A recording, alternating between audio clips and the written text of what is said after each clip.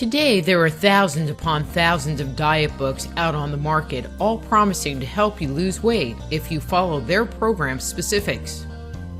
Whether you count your calories, cut out fats, drink a meal replacement, eat only high-protein foods, or choose to fast, none of these weight loss plans target the real issue: changing your relationship to food.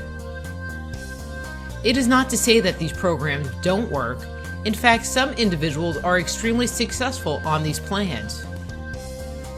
The vast majority, while experiencing some initial weight loss, find that all, if not more, of their weight returns once they go back to their normal eating habits.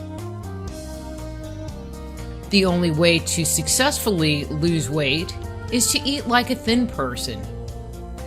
Eating like a thin person is simple if you know their secrets. Once you start eating this way, the pounds will easily and naturally be shed from your body. Eating like a thin person is not about starving yourself, nor is it about binging and purging. The answer can only be found by examining your beliefs, your habits, and your attachments to food. This is not to say that there may not be an underlying metabolic disorder contributing to your weight problems. In the majority of instances, however, issues surrounding our attitude toward ourselves and the foods we eat are the main contributors to gaining and retaining excess weight. Think about a thin person you know. How many times have you seen them eat only one slice of pizza, or even turn it down completely, leave food on their plate, or pick at their food like a bird? These individuals typically have healthy beliefs and habits about food and food consumption. They eat when they're hungry and stop when they're full. Foods don't have a hold on them. They don't worry about when they're going to get their next meal, nor are they afraid to feel and experience hunger. If you currently have weight concerns and would like to become thin permanently, naturally, here are 7 straightforward steps you can follow to help make some changes in yourself and your relationship to food. Listen to your body. It will give you clues which will tell you when you are hungry and when you are not. If you're thinking about eating, take a moment to tune in to your internal barometer and check to see if you are actually hungry. Checking in is effortless to do. First, put your hand on your stomach and close your eyes. Then ask yourself if you're really hungry. Finally, be open to receiving the answer. Over the years, have you trained yourself to eat for a variety of inappropriate reasons, such as, it's 12 o'clock, so it's lunchtime, or I paid for it, so I should eat all of it, or it's impolite to refuse food? Some of us eat because we're bored or we don't have anything else to do.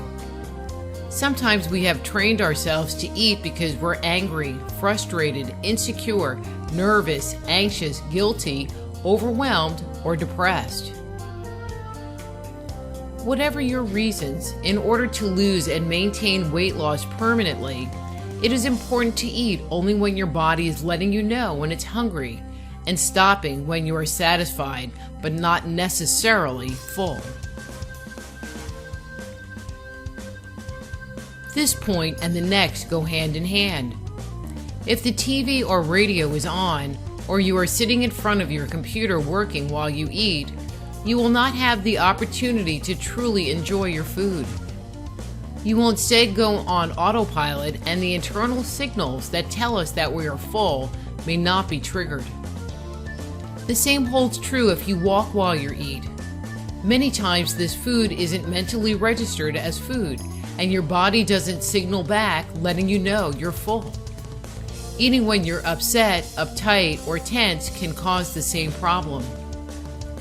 Enjoy and acknowledge the food you're eating.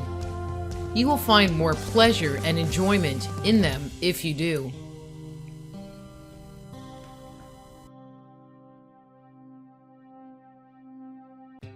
Pay attention to the foods you are eating, savoring every bite. It takes 20 minutes for the stomach to send messages of satisfaction to the brain. By slowing down while you eat, you are giving yourself the opportunity to take pleasure in each bite and mouthful of food you consume. In the end, you will find that you are eating less because you are feeling content sooner.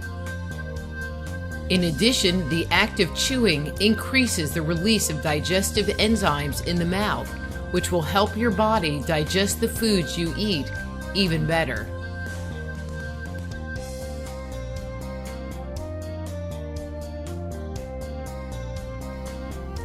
Many times when we are running on autopilot, we eat just to eat.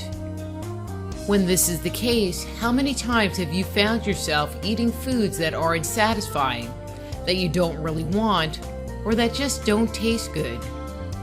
If you do, take a moment to stop, close your eyes, and ask yourself, do I really want this?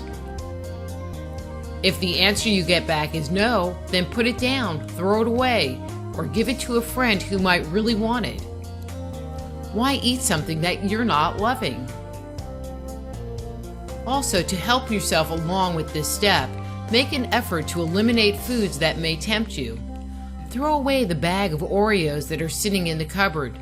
Leave the Haagen-Dazs or Ben & Jerry's ice cream in the supermarket's frozen food case. Buy smaller or individualized servings of tempting delights to help you control the amount you eat.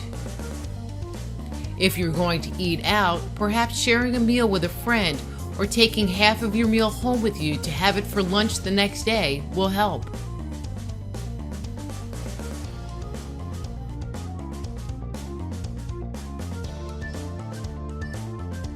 This is another key point. If you are consistently eating until you are full, you are interfering with that delicate balance we are trying to achieve. It is important to allow the stomach to empty fully before you consume more food. It is only when your stomach is empty that you will honestly know that you are really hungry.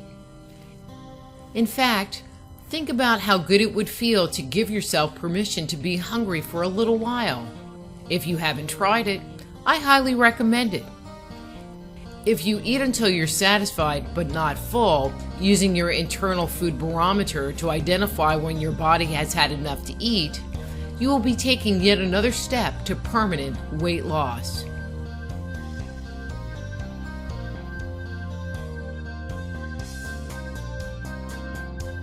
Leaving a little food on your plate is a really hard step for many people to follow.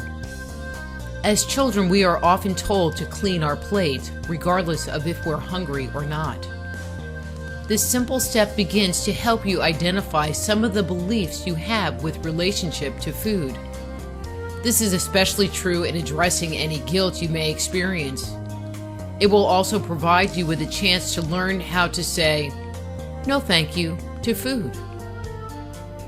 By doing this effortless task, you will be surprised at what kinds of messages come up for you. Acknowledge the thoughts, feelings, and emotions you experience when you do this. Thank your body for the insights. In addition to helping change your relationship to food, what you leave behind will just be that little bit more you are not eating, thus enhancing the achievement of your weight goals.